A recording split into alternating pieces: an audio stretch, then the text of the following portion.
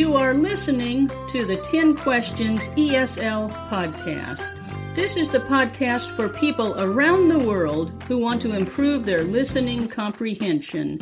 I'm Nancy Buswell, and I've been helping students improve their English for over 16 years. I'm so glad that you are listening. And now, let's start the interview.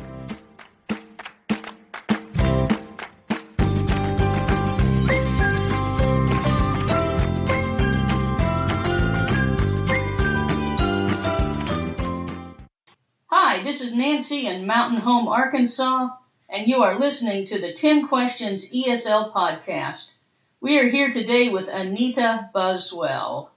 Anita is my mother. We're talking to my mother today. She is 79 years old and is from the U.S. Welcome to the podcast, Mom. Thank you. First of all, tell us about your name. My name is Anita Shootman Buswell. Shootman is my maiden name. And I don't know where my mother got the name Anita, but she heard it or saw it somewhere, and so that's the name I was given at birth. Right. And maiden name means that was your name before you married. That was your father's name. My father's name. That is correct. Yes. And as the people listening, most of you know that in America, most women who get married take their husband's name. And for the middle name, sometimes they keep their own middle name, right? And sometimes they use their maiden name. Yes, and I chose to use my maiden name.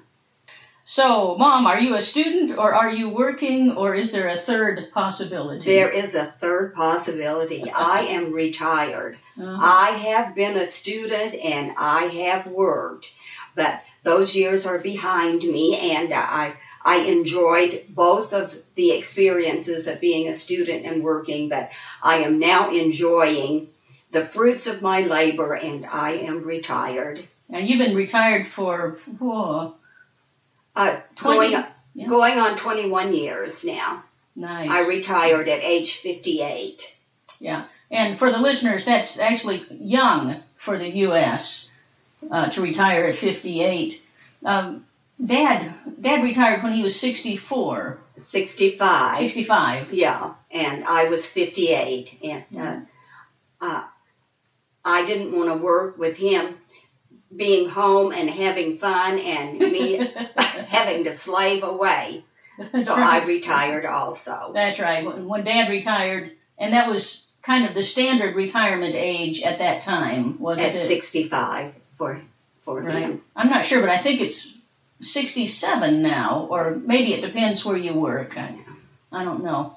Yeah, so when Dad retired, Mom also retired, and they moved to a small town. Now, Mom said she's been a student. What she didn't say was that as an adult, Mom went to university. I started taking college classes when our children were grown, and I finished up my undergraduate degree and then went on and got my master's degree, all before I was 55 years old. Well, I just guess I was younger than that. But anyway, I was always the oldest one in my classes. But that was fun, being with the younger people and hearing some of their ideas and their outlook on life. Right. In the U.S., that's called being a non-traditional student. Traditional student is someone who goes to university right after high school. And non-traditional means maybe they've been in the Army, maybe they've worked, or in your case, maybe they got married, had 4 kids, and decided you wanted more of an education. Yes. And, you studied, your bachelor's was in English? English, and a combination of sociology and anthropology. So I had a double major. Yeah. And then my master's degree was in technical and expository writing, which I have not used, I'm ashamed to say. But I did go to work full-time at the university, and I was an academic advisor, and I taught part-time in the English department, teaching freshman composition. Right, and freshman composition, is that required for all students? Unless they score high enough on a scholastic test that they don't have to take freshman comp. And freshman comp just means writing. It means writing and grammar and writing essays and writing research papers. Right. And one of your sons also has taught the same thing. That is correct. Eric does. Yeah. Now, I actually don't like teaching writing. I don't mind teaching writing. I don't like grading papers. Yeah. So I just think about you and Eric grading all those papers, and I think, a lot of papers. Yeah. Another little thing before we go on. My mother and I both got our master's degrees on the same day. Yes, we were awarded our degree. Nancy got her degree in the morning, and then we in a small town of Conway, and then we drove back to Little Rock where we lived and went to my graduation where I got my master's diploma. Yeah, that was really neat. Same day. Okay, Mom, tell us about where you come from. Okay, I was born on a little farm way out in the country near a small town of Truman. And at age 15, my family sold the farming equipment, and we moved to California. Right, so you were in Arkansas. I was in Arkansas and grew up on this little farm in Arkansas, and then we moved to California. And that was a good place to go because there's lots of, fruit orchards? Is that the right word? Yes, fruit. Orange and lemon groves, grapefruit, and that's where my dad and brother got jobs. And my mother got a job at the Naval Hospital, which was nearby. And I finished up my junior year in high school and then my senior year in high school. In Southern California somewhere. Corona? In Corona, California, Southern California.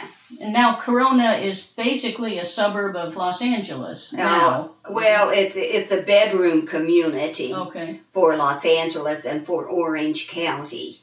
And then some years later you met Dad. I met the man of my dreams in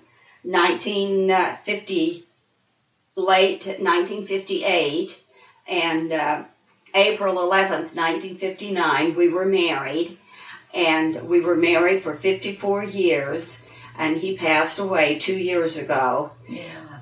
So I had 54 years of a wonderful relationship with my husband. Right, and we've gone on to question 4, how many people are in your family? So, Mom was married a long, long time. And my dad died a little more than 2 years ago. Boy, we do miss him, don't we, Mom? We certainly do. But no crying on the podcast. No crying now. But no tears now. No. No, and we had 4 wonderful children together. We had Nancy, and then Marla, and then Eric and Ken. So we had 4 wonderful children. Now, the listeners have already heard Eric. Right. Probably last week, or maybe it depends. I'm not sure exactly when this is going out, but they heard Eric, and they'll hear the others, Marla and Kenny, in the future. Okay. Let's see. What are your favorite foods? Well, they all begin with the letter C, and that stands for chocolate. I like anything that has chocolate in it. Chocolate is my favorite food. Good for you. Now, I like chocolate too, but the difference between my mother and me is she can eat 2 or 3 bites and be happy. Yes. And the other person in this room is not usually satisfied with 2 or 3 bites. So my mother has self-control and is happy with a small amount of delicious chocolate. Yeah. Are there other foods that start with C that you like? Well, let's see. Certainly not celery, nor cauliflower, nor cabbage. Okay. So those are all eliminated. And right now I can't think of another food that starts with C that I get excited over. Yeah. Now you were just drinking cappuccino. I was, yes. I do enjoy a cup of cappuccino, hazelnut flavored cappuccino, in fact. Yeah, I don't like coffee, but even smelling that cappuccino with hazelnut makes me want to drink coffee, even though I won't. It's too strong for me, but it smells really good. It is. So, Mom, what are your favorite forms of entertainment? Well, I like to travel. I like to watch sports on television. I like all kinds of sports and having friends over. Right. Usually I come home in the winter and we watch a lot of women's college basketball. And we always watch the dog show. We like the Westminster, what's it called? Westminster Dog Show? Dog Show. Something like that. Yeah, we always watch the dog show. But I like all kinds of women's sports, especially women's sports. I like to see women excel. Do you have any favorite sports or hobbies? Indeed, I do. I have several hobbies. I play the auto harp. I play the auto harp. I like to play the auto harp. I like to sing. I am a quilter. I like to sew, and I like to make quilts, hand-stitch quilts. And I enjoy reading. But most of all, I enjoy sitting at the sewing machine and making quilts. Yeah. Now, when we were little, you made clothes for my sister and me. I did. I used to do a lot of sewing and making cute little ruffled dresses trimmed in lace and sweet little dresses. And I've made shirts for Eric and Ken, and I've made shirts for my husband Don. And one year we went to Hawaii, my husband and I, and another couple, and I made matching shirts, Hawaiian shirts for all of us to wear. Now, going back to quilting, quilting I think is a traditional American handicraft. Yes, it is. Yes, it is. And this people have been quilting, and quilting simply means taking small snippets of fabric and sewing them together to make a pleasing design. And years ago, back in when our Wild West was being settled, and the pioneer women would make quilts to keep her family warm during the winter. But through the years, it has developed into an art form. And so the quilts are not only for warmth, but are for beauty. And it's a way to express your artistic talents. And I enjoy seeing a pattern come to life when I'm sewing. Yeah, the quilts can be quite intricate, can't they? And yes, the patterns. And it takes quite a while to make a quilt. Yes, it does. It's a time-consuming. You start with large pieces of fabric, and you cut them into little pieces and sew them back together again in a pleasing arrangement. And it can be in the form of stars, a pattern of stars, or blocks, or different patterns, different shapes, and the color and the blend of the color is very important to making a design that is pleasing and lovely to look at. Yeah, I've got 2 of your quilts in China. My favorite one is the brown and tan and cream one that I put on my bed in the winter sometimes, or actually in the winter. And I've got another one, kind of a blue and white one that's smaller. that I use sometimes when I have visitors. But quilting, to make a quilt the size for a bed takes what, 2 or 3 weeks? Well, first you make the top where you sew all of the small pieces together, and that can take up to anywhere from 4 days to a week, and depending on the size of the quilt that you want to make and the intricacy of the pattern, it could take longer. And after you do that, you make a sort of a sandwich of the pretty pattern on top, and then there's a batting to give it substance, and then a lining.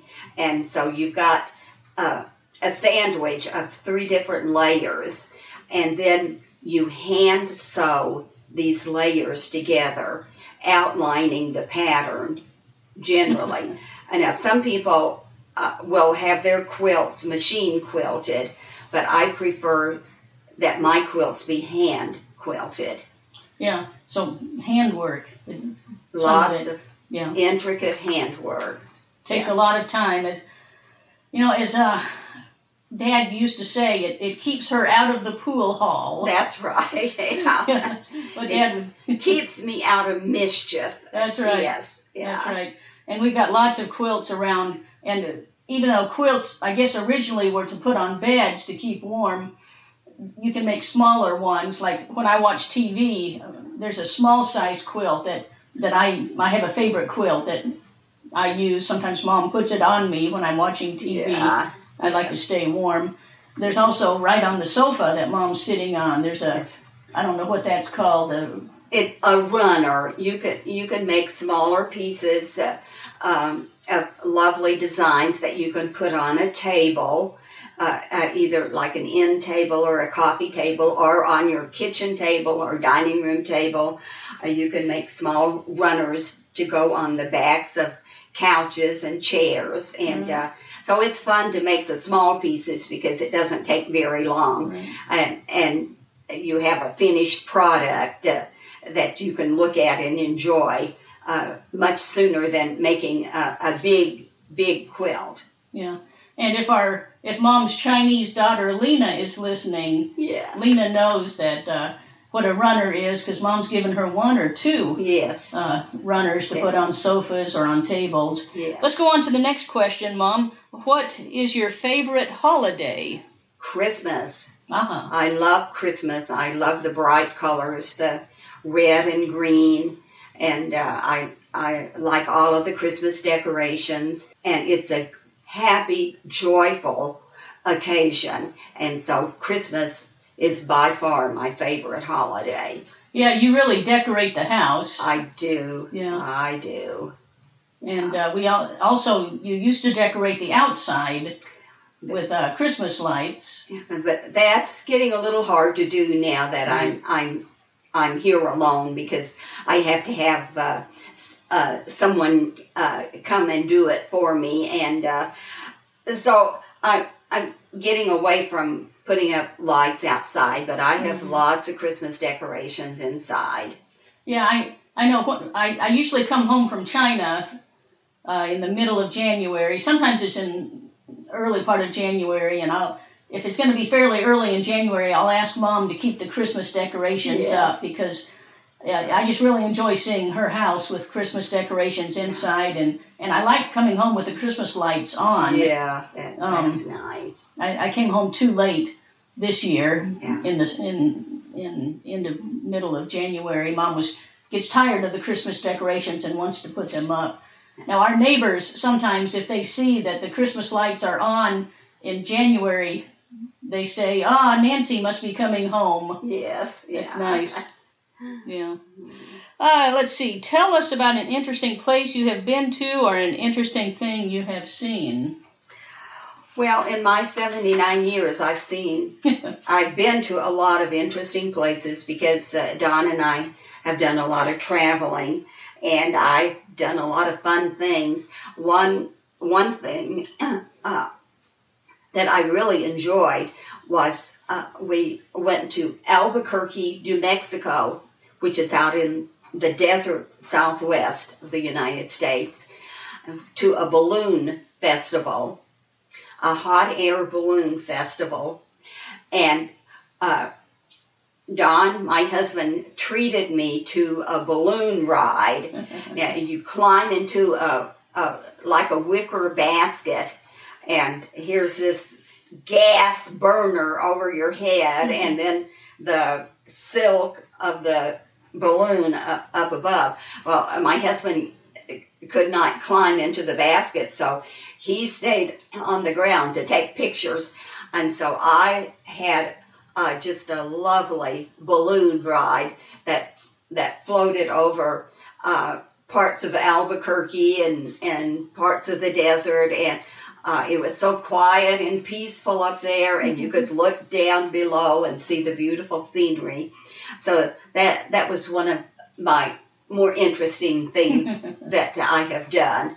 I bet that was really pretty. It was a unique experience. Yeah. Now I would be with Dad if we did that. I'm not going up in a balloon. That's too scary for me. But I'm glad you are so brave. Yeah. Well, and the next best thing is going on a zip line. I was just about to mention that. Yeah. Yeah. I've gone on a zip line, and maybe Nancy will explain to you if you don't know what a zip line is. But that's a fun thing to do too. Yeah, I know you went with Kenny because he had a little video of it on Facebook. Yes, and Ken is afraid of heights, and he said, "You go first, Mom." So I went first, and he came along behind me on a zip line. And that was just like 2 years ago. So yes. You were in your mid-70s when you rode a zip line. Long ago, yeah. Okay, so let's go to the last one. Is there anything else you want to tell us? Well, I could tell you about my kitty cat. I have a cat who is just one of the most precious kitty cats, and her name is Gabriella Elena. That's a long name for a little cat. For a little kitty cat. And I call her Gabby for short. And I got her at the Humane Society. And she had belonged to someone else before. And that person had to move and could not take Gabby with her, or him, whoever it was. And so she ended up at the Humane Shelter. And I went down looking for a cat, for a companion. And as I looked at the different kitty cats, when I came to her cage, she stuck her little paw out to reach me. And I said, "This is the one right here." And so I brought little Gabby home, and she very quickly became acclimated to the house and has never made a mistake with the litter box, and she is just an absolute joy. I can take her outside, and she stays on the patio, and she rolls around and plays, and then she sleeps with me at night. She gets on the foot of my bed, and she sleeps, and I sleep, and she's just a wonderful, wonderful little pet. What does Gabby look like, Mom? Gabby is called a tabby, and tabbies are usually black and white, kind of mottled looking, and you could call her an alley cat because she has no pedigree whatsoever, but she's a beautiful cat, and she's got a white underneath her chin and all underneath her stomach, and she's white underneath, and just has a sweet little face and has the very sweetest disposition. I have never seen her hiss or get mad at anything or anybody. And she has a very quiet meow. Oh, she has the tiniest little meow, and you hardly know she's around, and she sleeps a lot, and sometimes we have to go find her to get her to come sit on our laps, and so we can pet her and love her. Like right now, we don't even know where she is. Now she's hiding somewhere. Somewhere, yeah. Now we said little Gabby. Actually, she's not little. She's a full-grown cat. She weighs 12 pounds, and she's good size for a cat. But with her little short legs, she doesn't stand up very high, so I think of her as being small.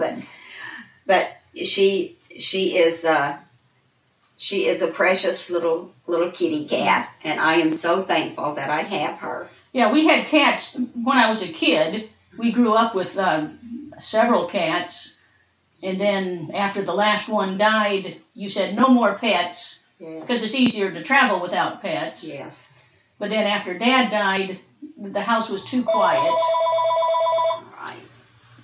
Now we had cats when we were growing up. When I was growing up. Oh yes. Just common cats, and then we had what's that called? A Persian. We had a Persian called Blue Boy. Blue Boy. But when Blue Boy died, when I think we were all in college or out of the house, you and Dad decided no more cats. That's right. Yeah.